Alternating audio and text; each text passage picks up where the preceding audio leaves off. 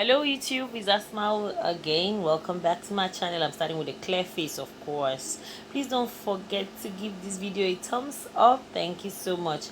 Alright, I've not moisturized my face, so I'm using oil, one of the glow oils from my oil collections. Yeah, I'm using this for my face. It's a very lightweight oil actually.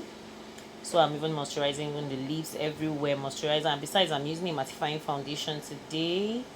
Yeah, so after moisturizing, I'm going in with my LA Girl foundation. Okay, today's makeup, I'm actually not going to wear concealer. That's just it. And then there's something I want you to take note of before I even go too far about the foundation. This foundation has SPF. So you will notice it might give flashbacks and look white. Is actually the SPF in it. Do you understand? Like when you see me with the makeup, like without the lights on, it's very, very okay. But you know, because of foundations with a sunscreen, in fact, in front of photography, in front of a lot of light, it gives these flashbacks that makes it look almost white. Yeah. So that's why most cases I don't really use foundations with SPF for bridal makeup. Now I'm going in again with my beauty blender just to assure no strokes. Like, you know, sometimes the brush has a way of giving strokes. So I baked. Sorry, I took that place out. This is my Evo powder. Is a compact powder but in palette. You know, as a professional makeup artist, I like to work with palette. Meanwhile, I didn't use any concealer. I just went in with my Pond loose powder and set, as you can see. Sorry, I don't know how I missed out that clip. So I'm going in now with a dark shade to contour my cheek. Yeah, just doing it soft and easy. Actually, this makeup is coming a little bit late. Like, it was supposed to be the Eid makeup, but then I think better late than never. I've just been very, very busy these days. Okay, I'm just contouring, chiseling, narrowing the face, you know, trying to give it a defined shape, giving it shadows. Actually, you know, when you hear contour, you know, they said it's a French word, reducing, actually narrowing. So this is, I'm trying to also contour my nose. You know, contouring the nose requires a lot of patience, and you need to pay a lot of attention. You know, the bone, there's this bone on the nose. That's you, if you want to get a good contour, that's your guide. Contour is not supposed to be a straight line. Some people, I see some people contouring their nose a straight line. Nah, it's not supposed to be a straight line. It's supposed to come like an hourglass, you know, following the shape, because you're wearing makeup and you want to still exploit your natural features.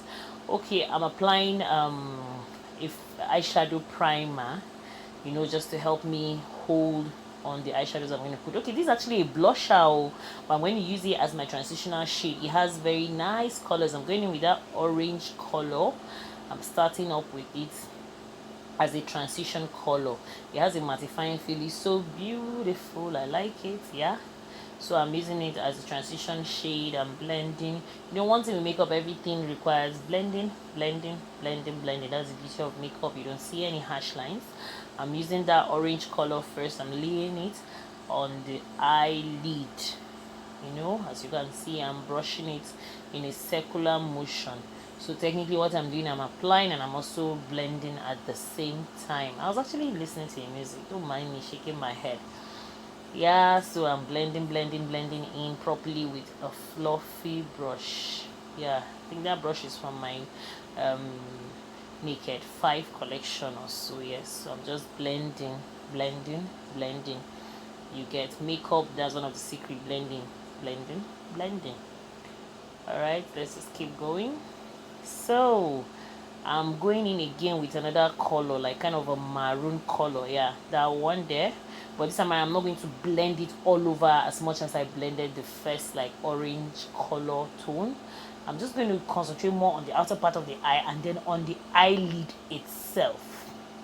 Yes, that's what I'm doing. You see, on the outer side and then on the eyelid. You get, so I'm not really taking it right into the eye as I did the first one. So I'm going in with this like dark shade. Yeah, so I'm applying it only on the lid. I'm trying to give it a smoky eye kind of, you understand, not too harsh, kind of smoky eye, but a smoky eye. Like, I like this dark shade of eyeshadow. It's not too dark like that. I don't even really like calling it black. I just call it like a very deep shade of brown. So it's it has a black feel though, but in a very mild form. So that's it. I'm applying it all over the lid. Now you could notice harsh lines if you observe, but don't worry, you're going to see what I'm going to do with those harsh lines. I ain't going to let them be there, of course. I'm going to take it out with a clean brush. I'm just laying it, applying it properly to the eyelid. As I said, that the black is very mild. Did I call it black? Will I say dark brown is very mild, so it's not that loud. So I'm going in with a clean blush, fluffy brush as well. Can you spot the difference? See it? Yeah. So that's the whole idea. You blend in everything where there's not going to be any harsh lines visible, because I keep saying it, if you can see those harsh lines, some other person can see those harsh lines. And especially the eye makeup, I like to take my time, because when someone sees you, that's one of the first things they see when they look at your face when you're wearing makeup, right? I think the eye makeup is something people take note of first, then probably your lips, then maybe for professionals they now look at maybe your contour game and all that. But basically, any other person that sees you, what they see is your eye makeup. And of course, you wouldn't want your eye makeup to look tacky, because if it's not properly blended, it's going to look really, really tacky, trust me. So that brush I'm using does not have any product on it at all.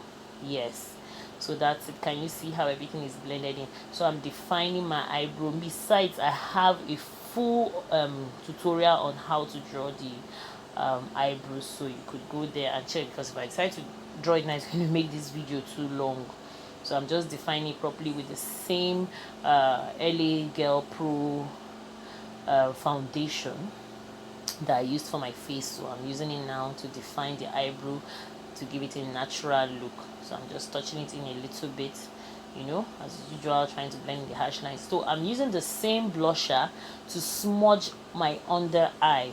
I'm using from the orange to the like maroon, and then I'll still use the dark brown shade, yeah, which has the kind of light, I don't know if there's anything like light black, I don't know, but just is a dark brown shade that transitioned almost to look like dark. So I'm going to smudge the same thing I did on the upper part of the eye. I'm going to do that basically in the lower part of the eye, just to make it have this seamless look, for everything to just match in. You just have to be very careful with your eye. If you're not a professional, if you're not used to it, hold the eye. Yeah, that's it. So I'm using that dark shade as well to also smudge under the eye. So after this procedure, I really don't even bother myself with using eyeliners. It just gives me what I want. And besides this look, I am not even wearing false lashes, so of course I want the eye to pop, kind of, you understand.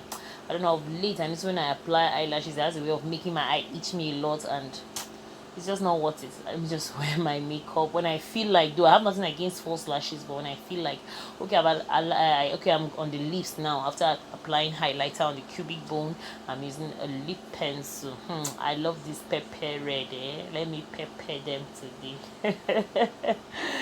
Just kidding though. So taking my time. You don't want to with lipstick too. You'll be so shocked that lipstick also has a certain pattern you apply. You don't just pick up lipstick and just smear all over your lips. And you just, when you want to make your lipstick pop, when you want to make it look fine, you need to be very careful. And besides, you want the cubic bone to, like, highlight. That's the reason of highlighting the cubic bone, you know what I mean. So after doing that, you apply your lipstick carefully, in order for your cubic bone to still have its moment, that's to show. So afterwards, I'm highlighting my nose with the same highlighter I used on my cubic bone, and also on the apple of my cheeks, right? Yeah, just highlighting, giving it a good light, just giving the light. Now putting, so the same highlighter I'm also putting in the inner eye. The whole eye is a matte the high old eye makeup is matte, so let me just pop it a little bit with some shine, to just make my eyes look open, you understand. Yeah, so this is my finished look. So rate it in the comment section from 1 to 10, or will I say from 0% to 100%. All right, I'm coming with the turban tutorial that I'm wearing on my head as well. Yeah, stay tuned for that tutorial as well. So this is my finished look. Please kindly subscribe to my YouTube channel. If you're not, give this video a thumbs up, of course, and bye. See you in another video. Thank you so much. Love you all, love you all, love you all. Thank you.